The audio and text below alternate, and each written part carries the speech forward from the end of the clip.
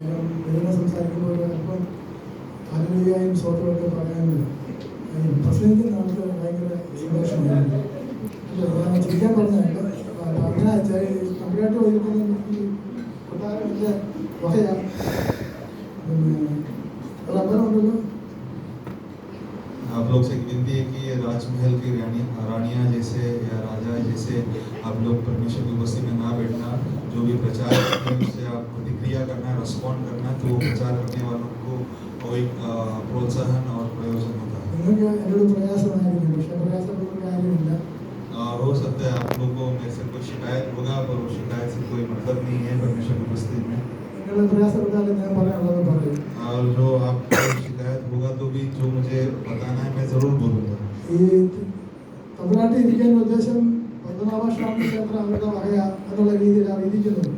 और जो राजकुमारियाँ जो इस तरह बैठते हैं क्योंकि उनका विचार है कि पूरा राजमहल उनका ही है।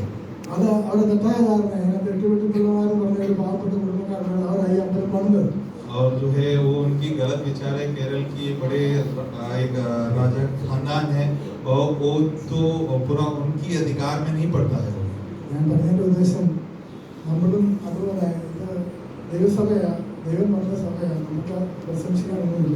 और मैं बोलने का मकसद इतना ही है कि जो है हमें भी अपना करके बताने के लिए कुछ नहीं है। परमेश्वर ने दिया हुआ ग्रेस दिया है हमारी प्रशंसा के लिए, हमारे नाम की बढ़ोतरी के बताने के लिए। और इसलिए बीच बीच में जो परमेश्वर वचन सुनते समय थोड़ा धन्यवाद स्तुति करना वो आपके तंदुरुस्ती के लिए भी अच्छा है। और परमेश्वर ही दे तो परमेश्वर के दास 22 तारीख को लौट कर आएंगे। और वो अगले हफ्ते के आराधना के बारे में तो आप जानते हैं। और मैं अगली बार बताऊंगा।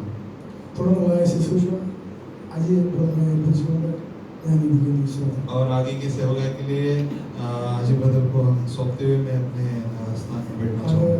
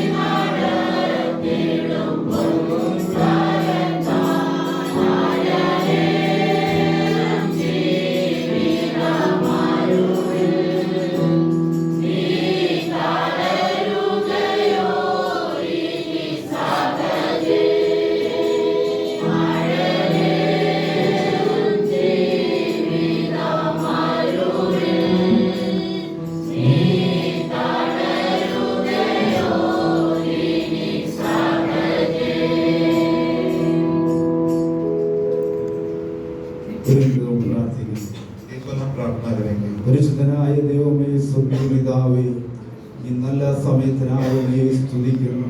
കർത്താവേ, ഇന്ന് പകൽക്കാലം അങ്ങയുടെ സന്നിധിയിലായിരിക്കാൻ അടിയങ്ങളുടെ ജീവിതത്തിൽ നൽകി തന്ന ഈ നല്ല അവസരത്തിനായി സ്തോത്രം ചെയ്യുന്നു.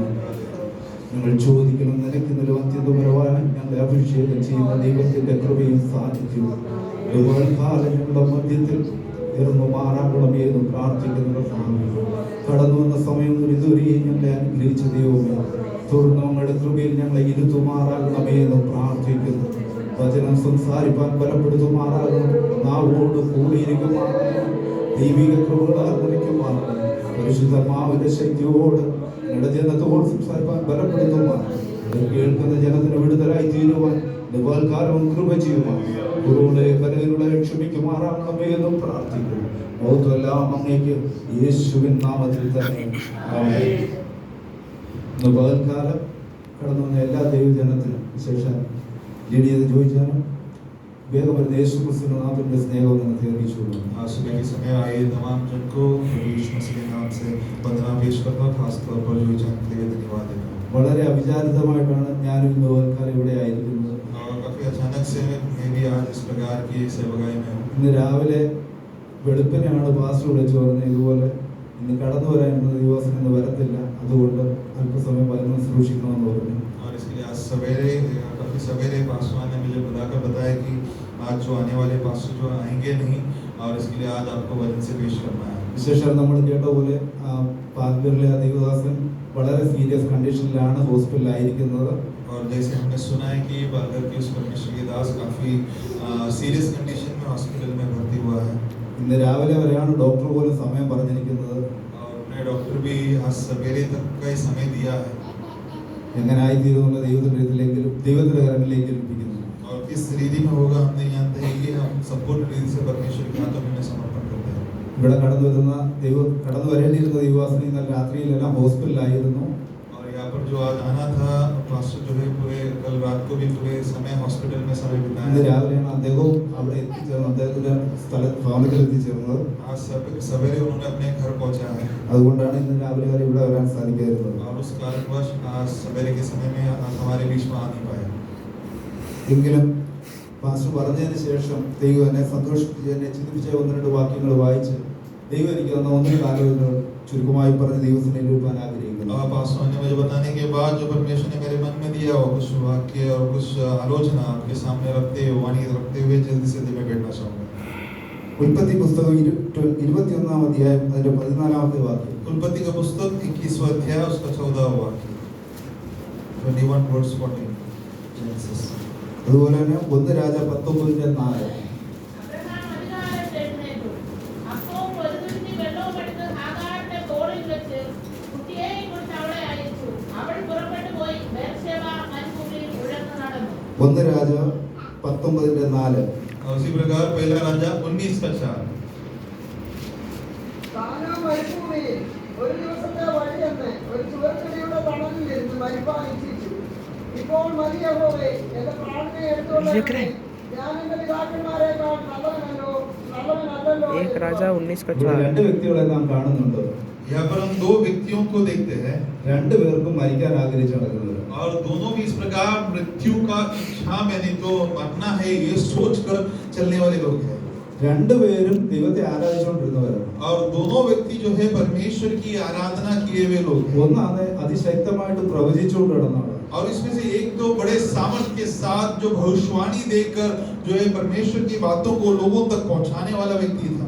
രണ്ടാമത്തെ ആള് ദൈവത്തെ ആരാധിച്ചുകൊണ്ടിരുന്ന കുടുംബത്തിലുള്ളതാണ്. और दूसरा व्यक्ति जो है परमेश्वर की आराधना किया हुआ या परमेश्वर की आराधना करने वाले परिवार की हिस्सा है। എങ്കിലും ഇപ്പൊ മരിക്കാൻ ആഗ്രഹിച്ചുകൊണ്ടിരിക്കുന്നു. पर इसके बावजूद भी ये दोनों अभी मृत्यु के इंतजार में है, मृत्यु की चाहत में है।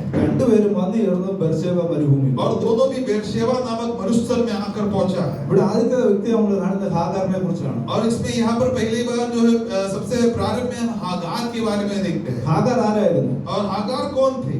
ഹാഗാറിനെ കുറിച്ച് നമ്മൾ കാണുന്നത് ഉൽപ്പത്തി പുസ്തകം 16-ാം അധ്യായത്തിലാണ്. और हागार के बारे में सबसे पहले उत्पत्ति के पुस्तक 16 अध्याय में हम देखते हैं। അതിന്റെ 16-ന്റെ 1-ാം വാക്യം. 16 अध्याय का प्रथम वाक्य। അബ്രഹാമിന്റെ ഭാര്യയായ സാറായി മക്കളെ പ്രസവിച്ചിരുന്നില്ല. എന്നാൽ അവൾക്ക് ഹാഗാർ എന്നൊരു പേരുള്ള ഒരു മിസ്രൈമ്യ ദാസി ഉണ്ടായിരുന്നു. ദൈവവചനത്തിൽ നാം കാണുന്നത് 3 പേരെ വ്യക്തമായിട്ട് നമുക്ക് കാണാൻ സാധിക്കുമ്പോൾ മക്കളില്ലാത്തവർ. और परमेश्वर के वचन में बड़े साफ रीति से 3 लोगों को हम देख सकते हैं कि जिन्हें कोई संतान नहीं है। അതിൽ പുതിയ ബന്ധത്തിലുള്ള വ്യക്തിയാണ് എലിസബത്ത്. और उसमें नए नियम की व्यक्ति है एलिजाबेथ।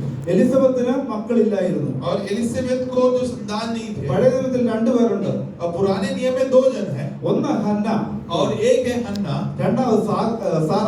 और दूसरा है सारा।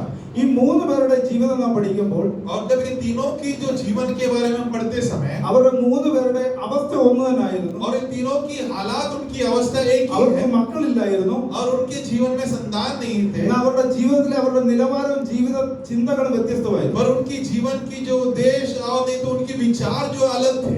എലിസബത്തിനെ നാം കാണുന്നു. और एलिजाबेथ के बारे में हम देखते हैं। മഹാപുരോഹിതന്റെ ഭാര്യയാണ്. और महायाजक की पत्नी है। വയസ്സായി और उनकी काफी उम्र हो ഇപ്പോൾ चुका है। വാർദ്ധക്യത്തിലെത്തി. अभी अब बुढ़ापे की अवस्था में आ चुका है। എന്നിട്ടും അവൾ പറയുന്ന ഒരു കാര്യമുണ്ട്. और उसके बावजूद भी वो बताने वाली एक बात है। ലൂക്കോസിന്റെ പുസ്തകം लूक का सुसमाचार 3-ാം അധ്യായം 25-ാം വാക്യം. और तीसरा अध्याय उसका 25वां वाक्य। ലൂക്കോസ് 1:25. लूका सुसमाचार पहला अध्याय उसका 25. ആ നാളുകൾ കഴിഞ്ഞിട്ട് അവന്റെ ഭാര്യ എലിസബെത്ത് ഗർഭം ധരിച്ചു. മനുഷ്യരുടെ ഇടയിലുണ്ടായിരുന്ന നിന്ന നീക്കുവാൻ കർത്താവിനെ കടാക്ഷിച്ച നാളിൽ ഇങ്ങനെ എനിക്ക് ചെയ്തു തന്നിരിക്കുന്നു എന്ന് പറഞ്ഞ് 5 മാസം ഒളിച്ചു പാർത്തു.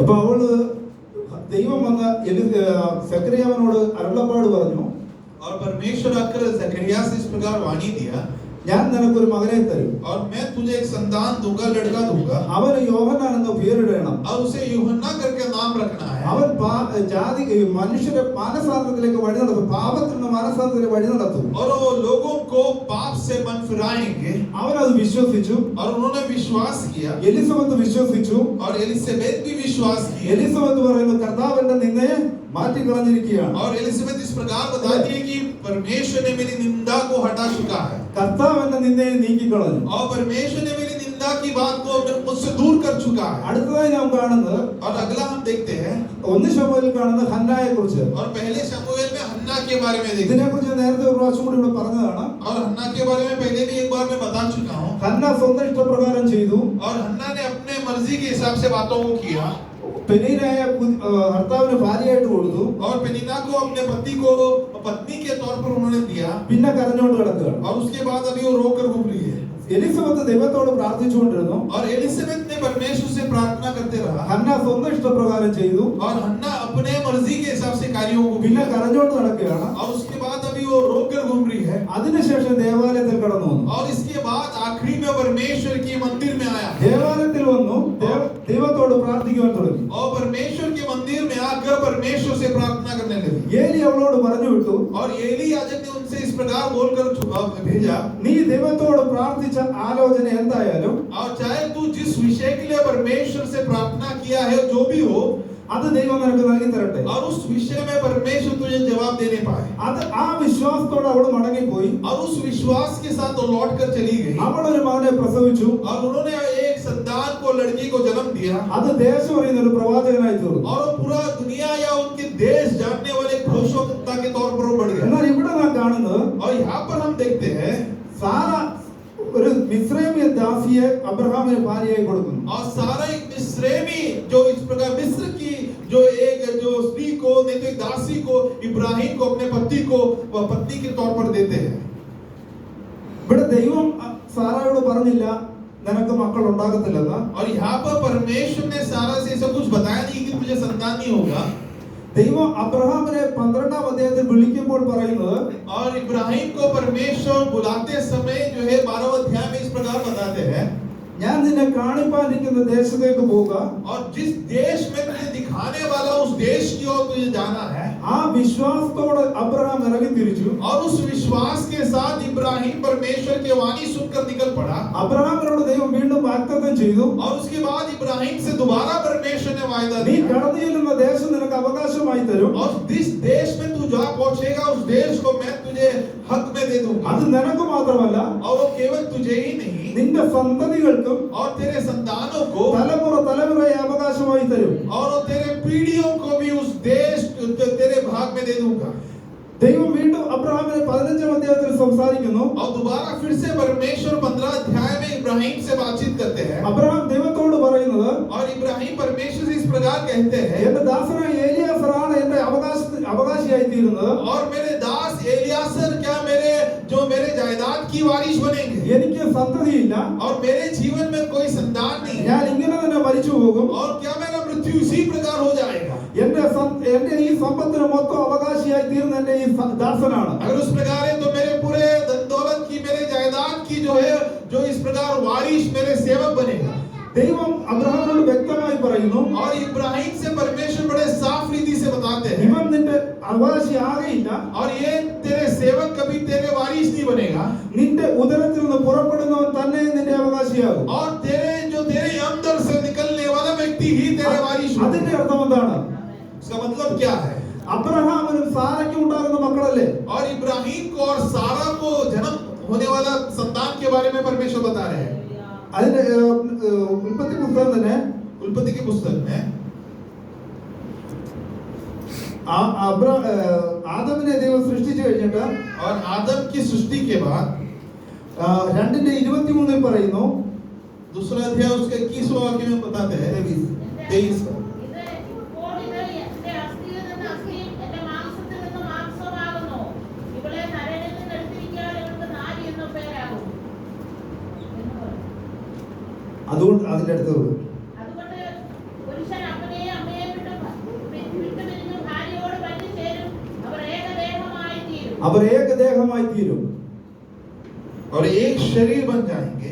ദൈവത്തിന്റെ ആലോചന അബ്രഹാമിനോട് പറഞ്ഞത്, और परमेश्वर की वाणी इब्राहिम से इस प्रकार थे, നിനക്ക് നിന്റെ ഉദരത്തിൽ നിന്ന് പുറപ്പെടുന്ന നിന്റെ സന്തതി അവകാശിയായി തീരുമെന്നാണ്. और तेरे अंदर से जन्म लेने वाले संतान तेरे वारिस बनेंगे. അതിന്റെ അർത്ഥം उसका मतलब ആദമിനോട് ഹവയോട് ദൈവം പറഞ്ഞ കാര്യമാണ്, और आदम और हव्वा से भी परमेश्वर ने जो बताया അവർ ഒരു ദേഹമായി തീരും. और वो एक शरीर बन ഒരു जाएंगे. ദേഹമായി തീരുമെന്ന് പറഞ്ഞാൽ और एक शरीर बन जाएंगे इसका मतलब, അബ്രഹാമിനോട് ഒരു വാഗ്ദത്തം ദൈവം പറഞ്ഞാൽ और इब्राहिम से अगर परमेश्वर ने कोई वायदा दिया है तो, ആ വാഗ്ദത്തം സാറയെ ചേർത്തുള്ളതാണ്. और उस वायदा जो सारा को भी मिलाते हुए एक वायदा है. പക്ഷേ ഇവിടെ ചെയ്തത്, पर यहाँ पर जो बात घटित हुआ है 16 അധ്യായത്തിൽ നാം കാണുന്നത്, 16 अध्याय में हम इस प्रकार देखते हैं. അതിന്റെ 2ാം വാക്യത്തിൽ കാണുന്നു, उसका दूसरा वाक्य में, സാറായി അബ്രഹാമിനോട്, ഞാൻ പ്രസവിക്കാതിരിക്കാൻ യഹോവ എന്റെ ഗർഭം അടച്ചിരിക്കുന്നുവല്ലോ. എന്റെ ദാസിയുടെ അടുക്കൽ ചെന്നാലും പക്ഷേ അവളാൽ എനിക്ക് മക്കൾ ലഭിക്കുമെന്ന് പറഞ്ഞു. ഇത് ദൈവത്തിന്റെ വാഗ്ദത്തമല്ലായിരുന്നു. और ये जो है साराई ने जो इब्राहिम से बताया परमेश्वर की वायदा नहीं है. കാര്യം ദൈവത്തിന്റെ വാഗ്ദത്തം പറഞ്ഞാൽ അബ്രഹാം എന്ന വ്യക്തിയുടെയാണ്. और परमेश्वर की वायदा जो इब्राहिम से प्रभु ने किया है, അബ്രഹാം എന്ന വ്യക്തി എന്ന് പറഞ്ഞാൽ അതിനകത്ത് സാറ ഉൾപ്പെട്ടതാണ്. और जिस इब्राहिम से जो वायदा किया है उस इब्राहिम की वायदा में सारा भी जो शामिल है. ഇവിടെ സാറ ചെയ്തത്, और सारा यहाँ पर ये करती है, ദൈവത്തിന്റെ വാഗ്ദത്തത്തെ വ്യാഖ്യാനിച്ചത് തെറ്റായിട്ടാണ്. और जो परमेश्वर की वायदे को, उसकी भेद की बातों को गलत रीति से उन्होंने जो समझ लिया. ദൈവം പറഞ്ഞ വാഗ്ദത്തം എന്താണെന്ന്, और परमेश्वर ने जो परमेश्वर के द्वारा दिया गया वायदा क्या है, വാഗ്ദത്തത്തെ വ്യക്തമായിട്ട് വ്യാഖ്യാനിക്കാൻ കഴിയാതിരുന്നതുകൊണ്ട് और उस वायदे को सही रीति से ना समझने की वजह से, ഒരു ദാസിയെ ഭാര്യയായി കൊടുക്കുകയും और एक दासी को जो उनके जो पत्नी के तौर पर दिया, അതിൽ കൂടി ഒരു സന്താനം ലഭിക്കുകയും ചെയ്തു. और उनके द्वारा एक संतान की जन्म हुआ. അതിന്റെ അടുത്ത വാക്യം പറയുന്നത്, उसका अगला वाक्य इस प्रकार हम पढ़ते हैं, അബ്രഹാം സാറായുടെ വാക്ക് അനുസരിച്ചു. और इब्राहिम ने सारा की बातों को मान लिया. നാം വളരെ വ്യക്തമായിട്ട് ശ്രദ്ധിക്കേണ്ട ഒരു കാര്യം, और हमें बड़े ध्यान से जो ध्यान देने वाली बात ये है, ദൈവം ഒരു ആലോചന പറയുന്നെങ്കിൽ, अगर परमेश्वर कोई वायदा हमारे जीवन में देते हैं അത് तो, നമ്മളോട് ജീവിതത്തിൽ വ്യക്തമായിട്ട് പറയുന്നുവെങ്കിൽ, अगर वो हमारे जीवन में बड़े साफ और स्पष्ट रीति से बताते हैं ആ तो, പറയുന്ന വാഗ്ദത്തം എന്താണെന്ന് വ്യക്തമായി നാം ഗ്രഹിക്കണം. और वो बताया गया वायदा हकीकत में सचमुच में क्या है, उसका मतलब क्या है, वो हमें समझना है. അതിനെ നമ്മുടേതായ രീതിയിൽ നമ്മൾ വ്യാഖ്യാനിക്കാൻ പോകരുത്. और उस वायदे को अपने हिसाब से तोड़ मरोड़ना नहीं है, उसे हमारे हिसाब से उसका मतलब नहीं निकालना है. നിന്റെ ഉദരത്തിൽ നിന്ന് പുറപ്പെടുമെന്ന് ദൈവം പറഞ്ഞുവെങ്കിൽ, अगर तेरे अंदर से जो तेरा संतान जन्म होगा करके परमेश्वर ने वायदा दिया है, അത് അബ്രഹാമും സാറായും ചേർന്ന വ്യക്തിത്വമാണ്. और इब्राहिम और सारा दोनों मिलकर एक वायदा है वो. അതിനകത്ത് ഹാഗാർ വരാൻ പാടില്ല. और उस वायदे के अंदर हागार आना नहीं चाहिए.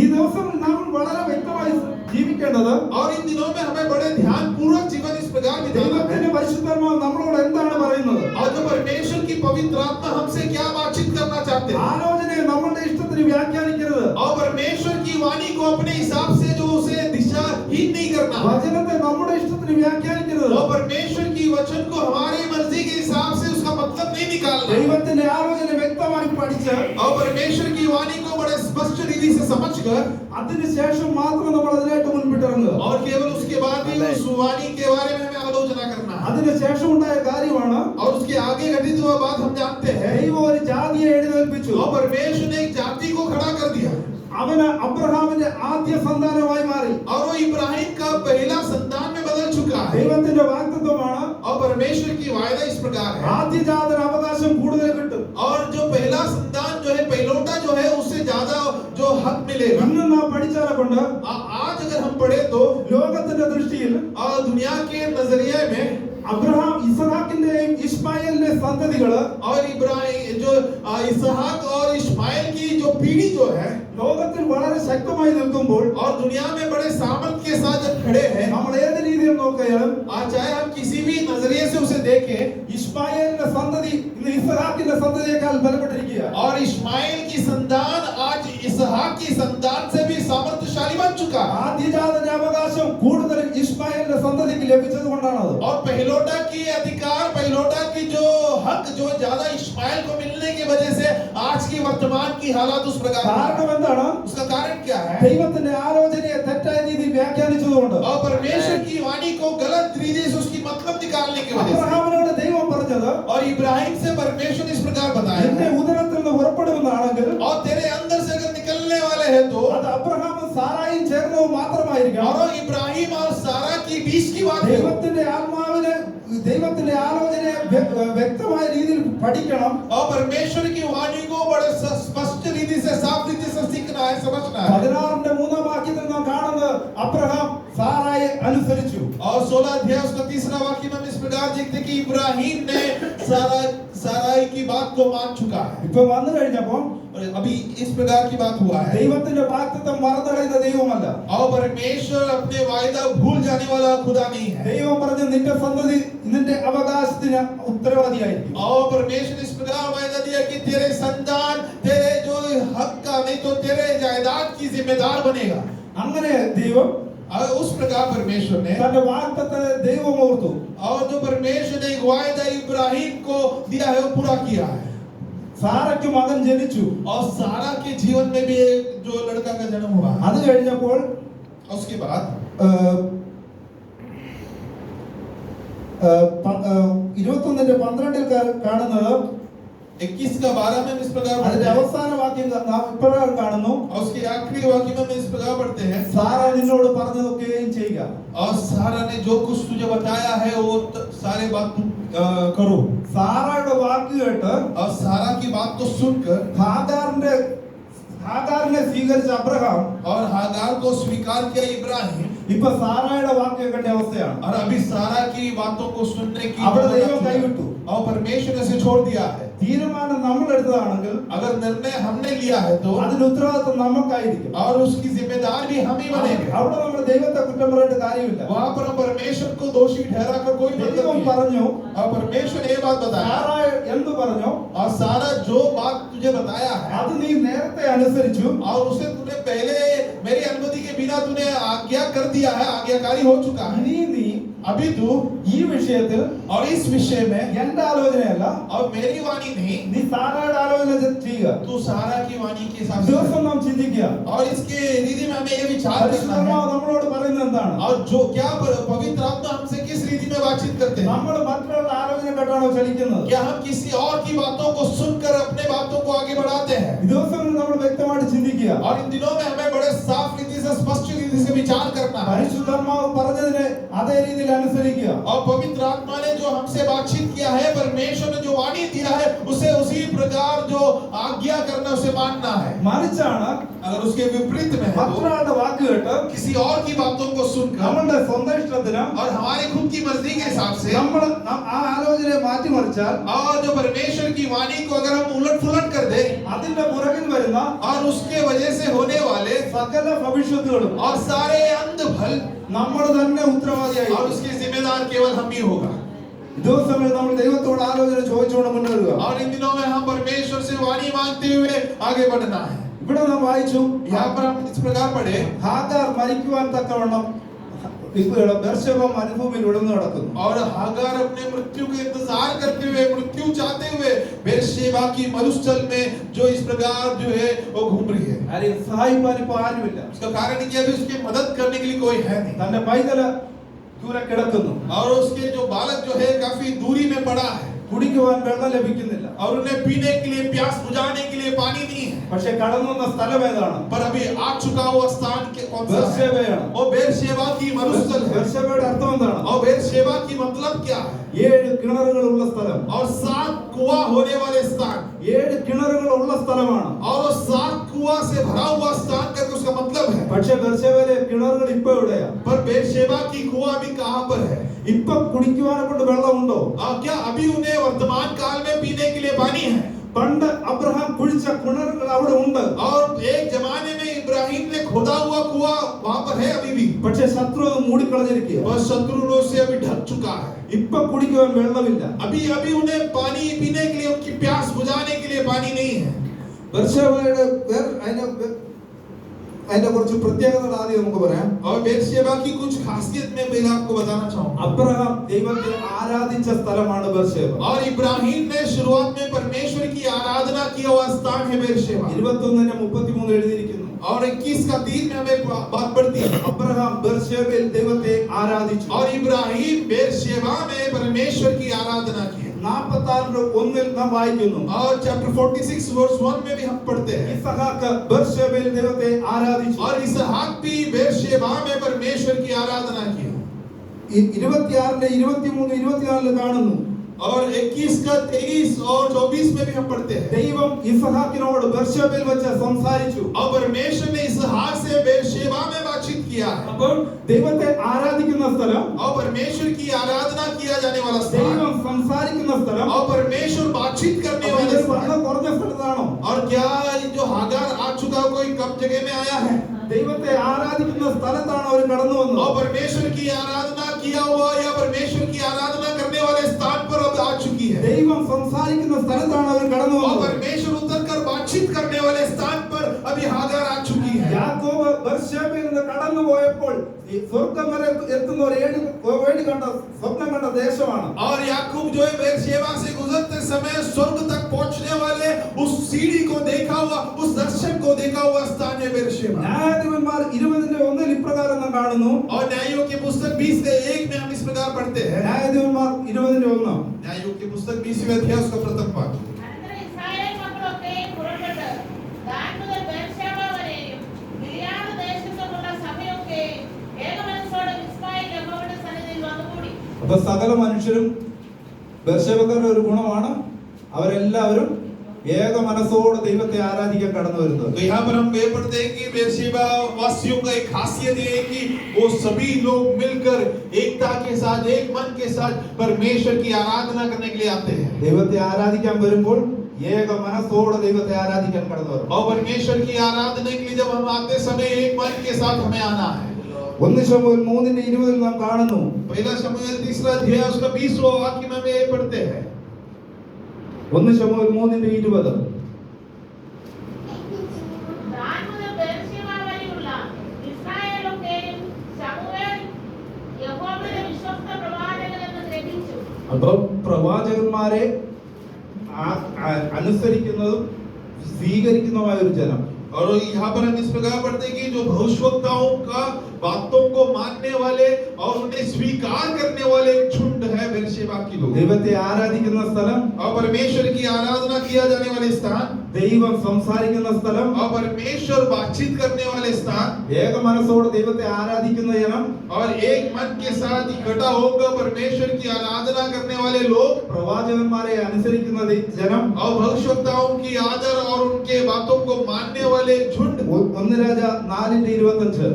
और आगे हमें पढ़ते हैं कि पहला राजा चैप्टर 4 वर्स 25, 4:25.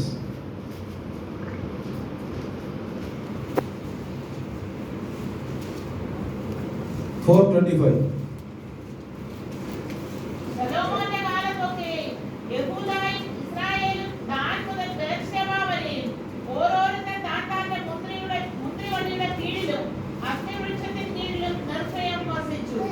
ബെർശേബയിലെ ജനത്തിന് മറ്റൊരു ഗുണമാണ്.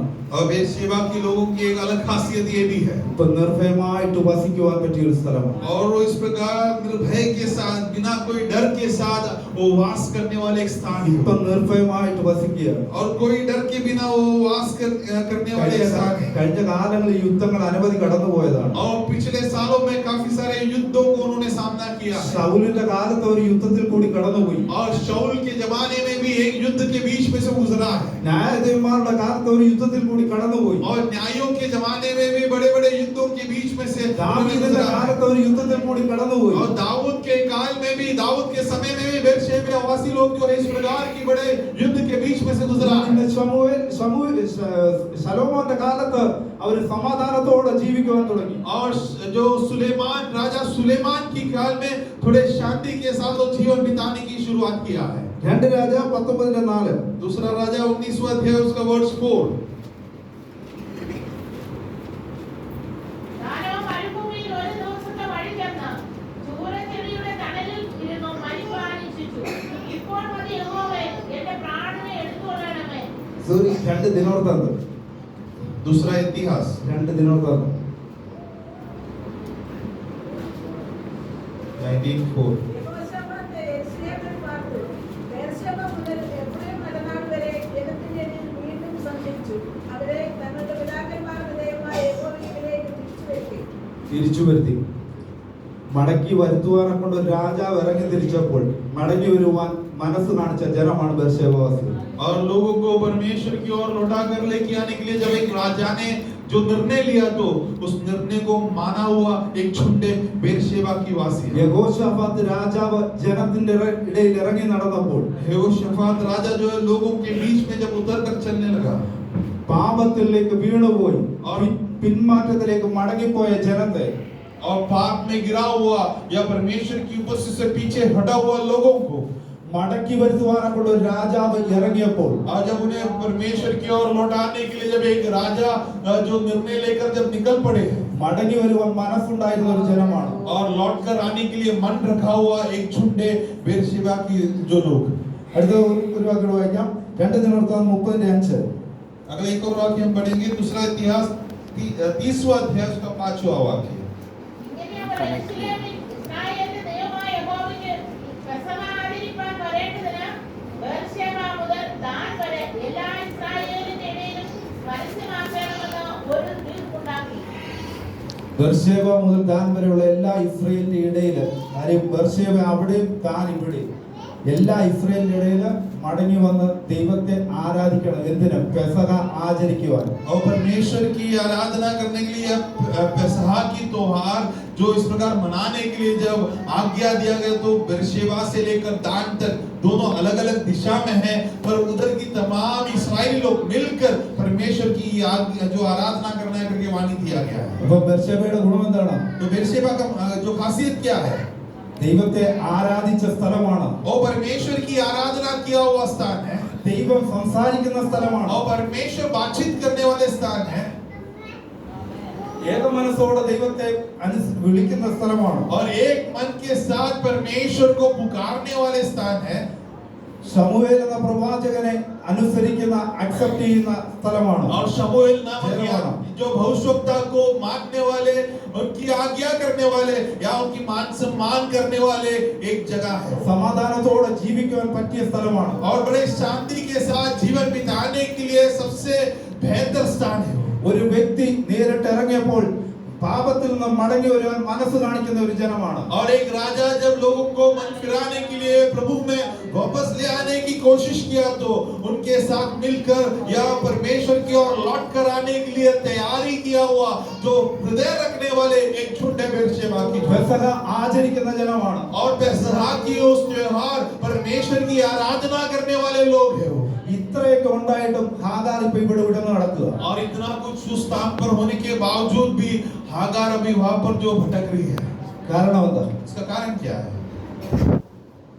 ഇത്രയൊക്കെ ഉണ്ടായിരുന്നിട്ടും ഹാഗാർ ഇപ്പൊ വിടന്നു നടക്കുവാൻ കാരണം എന്താണ്? और इतना कुछ होने के बावजूद भी हागार के जीवन में इस प्रकार की जो नौबत क्यों आया है? ഏലിയാവ് മരിക്കുവാൻ ആഗ്രഹിച്ചുകൊണ്ടിരിക്കുന്നത് എന്തുകൊണ്ടാണ്? और एलिया जो मृत्यु के इंतजार क्यों कर रहे हैं?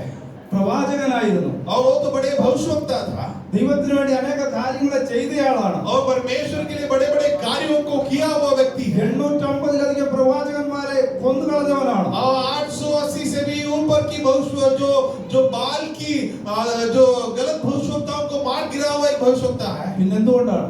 अब इतना कुछ करने के बावजूद भी क्यों वो मृत्यु के इंतजार में है? കുടിക്കുവാൻ അബ്രഹാം കുഴിച്ച കിണറുകൾ ഇപ്പൊ ഇല്ല അവിടെ. और उसका कारण है कि इब्राहिम ने खोदा हुआ पानी के लिए खोदा हुआ कुआं अभी नहीं है वहां पर. കിണറുകളെ ശത്രുക്കൾ മൂടിക്കളഞ്ഞിരിക്കുക. और उनकी कुओं को शत्रुओं ने ढक चुका है. ബെർശേബ അനുഗ്രഹിക്കപ്പെട്ട ദേശമായിരുന്നു. और बेरशेबा एक आशीष से भरा हुआ एक देश था. ദൈവം സംസാരിക്കുന്ന ദേശമായിരുന്നു. और परमेश्वर बातचीत करने वाले देश थे. സമാധാനത്തോടെ ജീവിക്കാൻ പറ്റിയ സ്ഥലമായിരുന്നു. और बड़े शांति के साथ जीवन बिताने लायक की जो इस प्रकार की जो सुविधा रखने वाले, उस प्रकार की हालात रखने वाले एक स्थान थे. പെസഹ ആചരിക്കാൻ പറ്റിയ സ്ഥലമായിരുന്നു. और पेसह मनाने लायक की एक स्थान थे. പക്ഷേ എന്തുകൊണ്ട് ഇപ്പോൾ ജനം ഒഴിഞ്ഞു നടക്കുന്നു? पर इतना कुछ होने के बावजूद भी क्यों अब जो लोग भटक रहे हैं?